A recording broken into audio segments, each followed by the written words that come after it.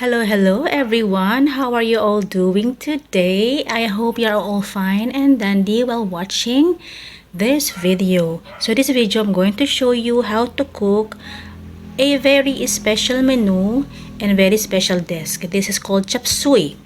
Okay, first you just have to cut your cabbage like that.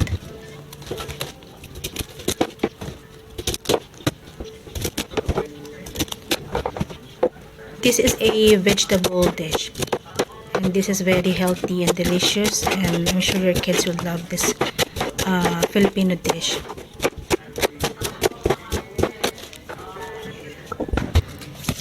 Those are our cabbage.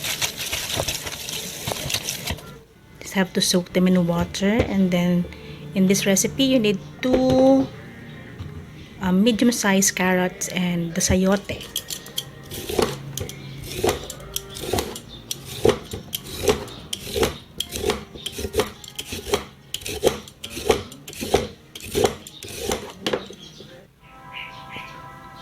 Okay, cut the carrots like that, and also the sayote like that. Okay, it's up to you if what shape do you like. And we also need onions and garlic for saute. And I also have chicken liver. Yan. Chicken liver, and also I'm going to add, we have our chicken balls. For this recipe, chicken balls. Okay, let's start cooking. So, in a frying pan, I use a frying pan. You just have to heat the frying pan, hoping that you will going to fry and it won't stick. But let's see what happens. It will stick or not. Make sure that the oil is hot also. And finger crossed, what we will fry won't stick. Okay, let's fry first our chicken balls. And there you go, and as it shows, it does stick. Okay, better to use non-stick pan. But right now, my non-stick pan is very small for this recipe. You just have to fry the chicken balls first. Then, there you go. They're cooked already. And, yes. They're not burnt, but they're cooked.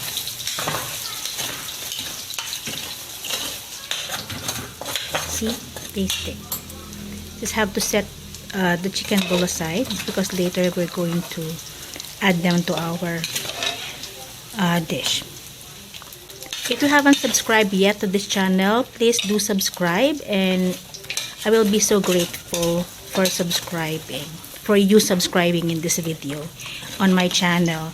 And if it's not too much, please do comment anything on the comment box, so that I can heart it or like it, and even comment back or reply to your comment. Okay, so this is our viand, yes, or ulam in Tagalog for today. Chopsuey. And after that, we're going to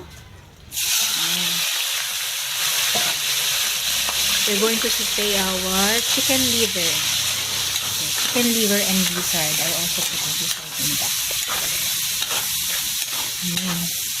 And while we are putting the chicken liver, we will put some seasoning. Yeah, that's my favorite seasoning, the black ground pepper, and also some seasoning granules.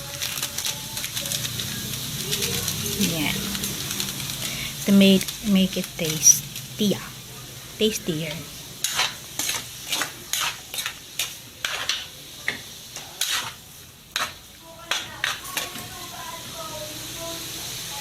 Chopsuey is a very special dish here in the Philippines.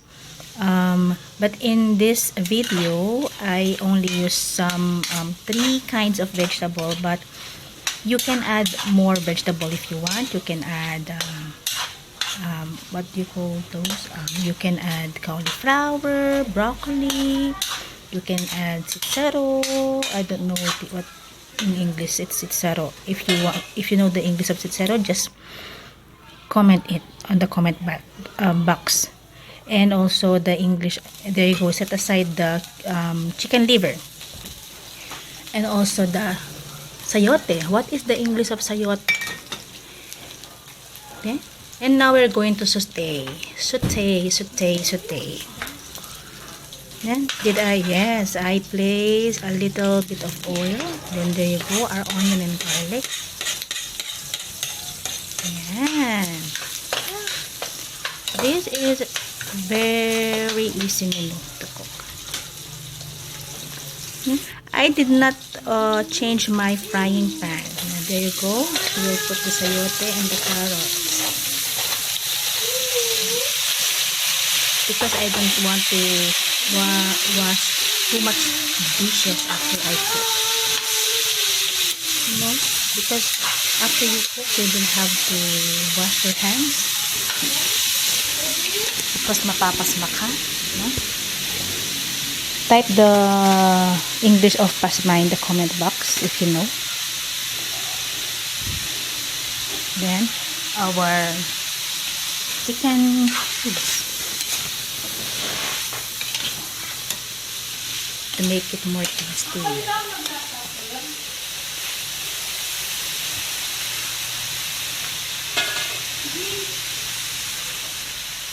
And cover it. Steam it for about 5 minutes or until the carrots and the sayote are cooked. Like that. Okay, then just have to add some water in here. Just a little bit of water, just to make sure that it is not dry, because if it's dry it will be burnt. Then just like that, add some water and steam it for another 2 minutes.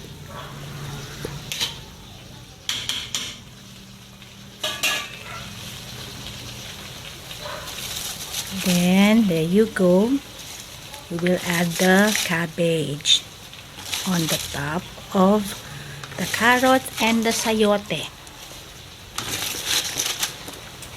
Yan.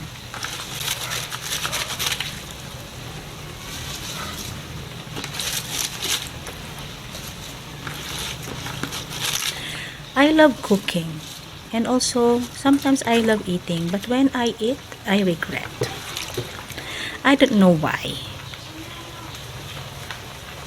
Because I think I am on a diet. You know? Then cover it just steam it for just 5 minutes like that. And there our red bell pepper. You can also add green bell pepper to make it colorful. There. Diba? The cabbage is cooked already. There you go. Wow. It's a delicious menu. And of course, you can eat it with rice and without rice. And as I'm always saying, if you want to gain weight, eat this with rice. And if you want to stay in shape, don't eat it with rice. And after you eat, you exercise. Then let's put our seasoning. That's MSG. MSG is optional. If you don't have MSG in your country, it's okay. Just have to put that black ground pepper and the salt to taste.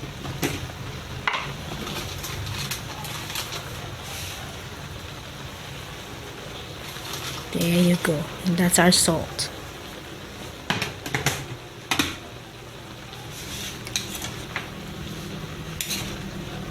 Wow.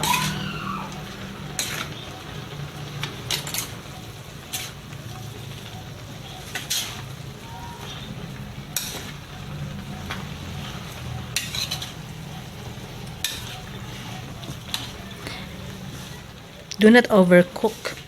And then just add our chicken liver and our chicken balls. Wow, this is a very delicious recipe. I'm sure you will love it. So go make it a try.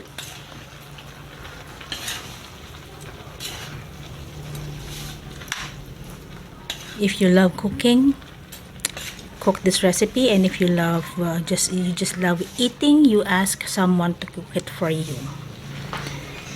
Then there you go, our chopsuey. And also, we are not yet done. We still have something more to put on that recipe.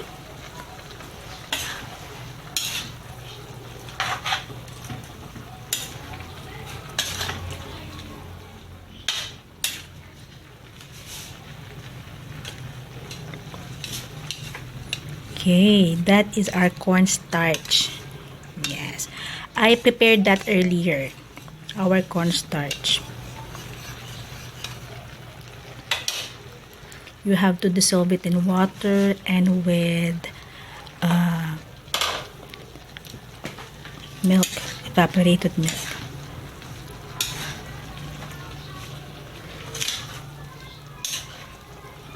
Wow. And that is our creamy chopsuey. And I'll tell you, I will not lie. I am not lying. This is a very delicious menu. We can also add chicken. Yes.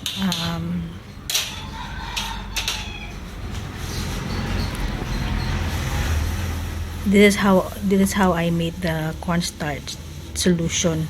Dilute cornstarch in water.